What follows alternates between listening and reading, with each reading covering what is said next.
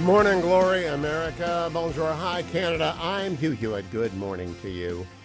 I must tell you, I am reviewing with everyone at the beginning of this 57-day sprint to the presidency that some states are more important than others. Georgia matters a lot. And I'm glad that I have the highest rated show in Atlanta on WGAN 920 AM The Answer. I am glad that I'm on News Talk 98.5 in Portland and in Manchester on WFEA 1370 AM 99.9 because New Hampshire matters.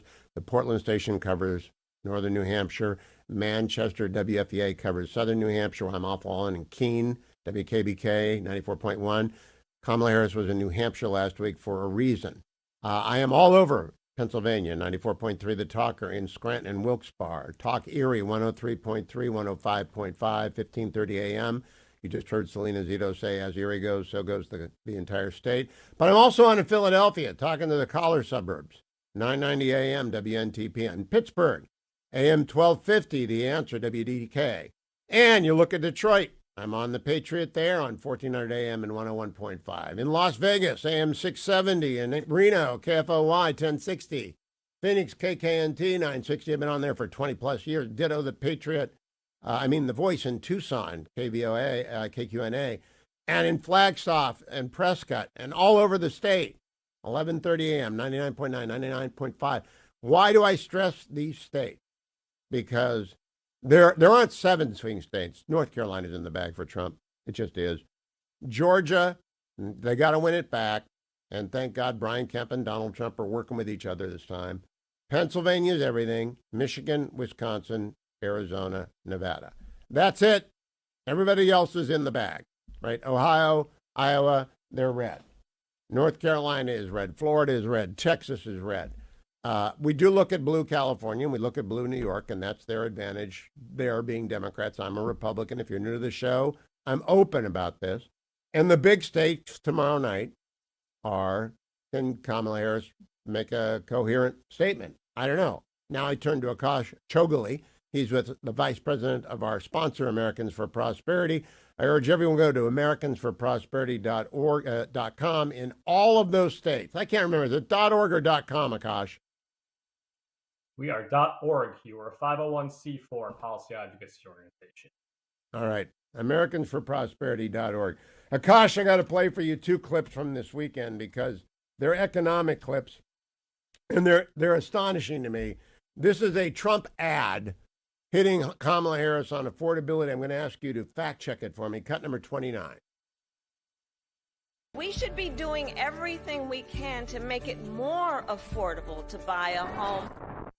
A just-released housing index reveals just how rough the market is, especially for first-time home buyers. It showed home prices for the nation's top 20 metro areas rose 5.4% from June of last year to June of this year, a record jump for that month. The average home buyer needs to make over $110,000 to afford the average home. Home buyers only needed to make $76,000 back in 2020. Mortgage rates are now at their highest level in 21 years. 86% of U.S. renters would like to buy, but they can't. That really speaks to a lot of pessimism here about the American dream, how it feels like it's out of reach. Home ownership remains the ticket to wealth generation. So this is just widening the gap between the haves and the have-nots. She stands there and says on day one, she's going to tackle the housing affordability crisis in our country. But day one for Kamala was 3.5 years ago. What the hell have you been doing for all that time?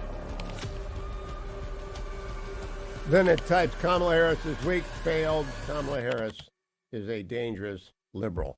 Akash, what do you make of that ad? I love this ad, Hugh. I love that they're going on offense on this. Look, I don't expect the president to remember every single number that showed up in that ad and the percentages and the polls, but the fact of the matter is that that CNN clip was right. Home ownership is the ticket to the American dream, and it's gotten more expensive because the things that it takes to buy a home have gotten more expensive over the last 4 years. Labor costs are up. Material costs are up. Interest rates are up. All of those things are making homes more expensive, which is why the average age of a first-time home buyer right now, Hugh, is 49 years old. Holy The American smokes. dream for recent college graduates to buy a home is non-existent. Okay, Kosh, the second clip I want to play for you is Bernie Sanders, who is doing the surrogate for Kamala Harris bit on Meet the Press yesterday. And Kristen Welker asked him a very simple question, cut number 33. No, I don't think she's abandoning her ideals. I think she's trying to be pragmatic and doing what she thinks is right in order to win the election. Okay, Akash, what are Kamala Harris's ideals? Born and raised in Berkeley and Montreal, educated at Howard in D.C., part of the Bay Area radical machine. What do you think? What are her values? I mean, Hugh, we know this. Like you said, she's a down-the-line San Francisco progressive. But here's the thing. She's not being pragmatic. She's hiding her values and her true beliefs. And the mainstream press is giving her a pass on it. I mean, just imagine Vice President Pence trying to do this, trying to paper over positions that he took on camera 4 years ago, trying to distance himself from the administration that he was currently a part of while he was running for president, and the media giving him a pass on it. It would absolutely never happen. We know what her values are. They're whatever the progressive wing of the Democratic Party says they are, and whatever she thinks is necessary for her to get elected. I think, again, this is something the president needs to call her out on, because the American people deserve to know how disingenuous she is. Again, I'm talking with Akash Chougule, who is the vice president of AmericansForProsperity.org. If you go to AmericansForProsperity.org, you can get in the game, you get involved. There are 6 key swing states, Akash. Some people say 7, but I don't think North Carolina is actually going to vote for Kamala Harris. I believe Georgia, Pennsylvania, Michigan, Wisconsin, Arizona, and Nevada. And I ran down all my affiliates on there, but let's talk specifically to Pennsylvania right now, because Bob Casey is their senator.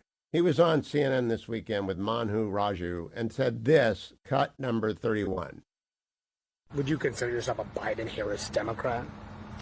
Oh, I don't put a label on it. What issues do you break from her on? Oh, I'm not going to try to itemize issues that we might not have total agreement on. What do you make of that? And are you in Pennsylvania to point out to people that it's not just a Kamala Harris problem, it's a Bob Casey problem?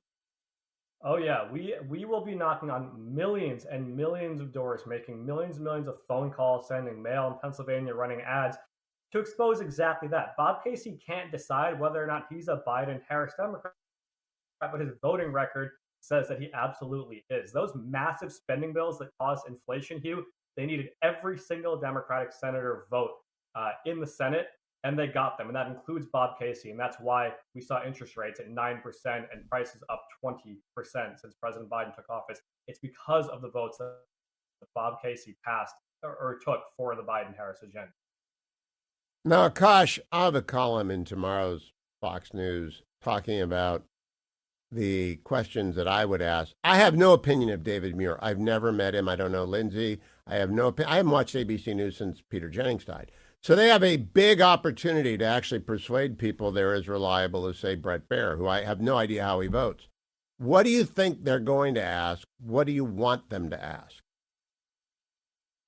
I mean, what I expect them to ask about, Hugh, as you know, is going to be January 6th. It's going to be social issues. It's going to be things that are not near the top of the list of most important issues to the American people. What they should be asking about is the economy, is inflation, is the cost of living crisis, is the border crisis. I mean, these are real issues the American people have said are their biggest concerns, but I don't expect there to be a significant amount of debate on them because, frankly, I think the mainstream press realizes these are losers for the Biden-Harris agenda and for Democrats up and down the ballot. But ultimately, it's what the American people want to know. And so I think, as I have told you before, Hugh, it's going to be incumbent on Trump and Republicans to press this case and ask these questions and make the points that the press won't make on the Democratic agenda.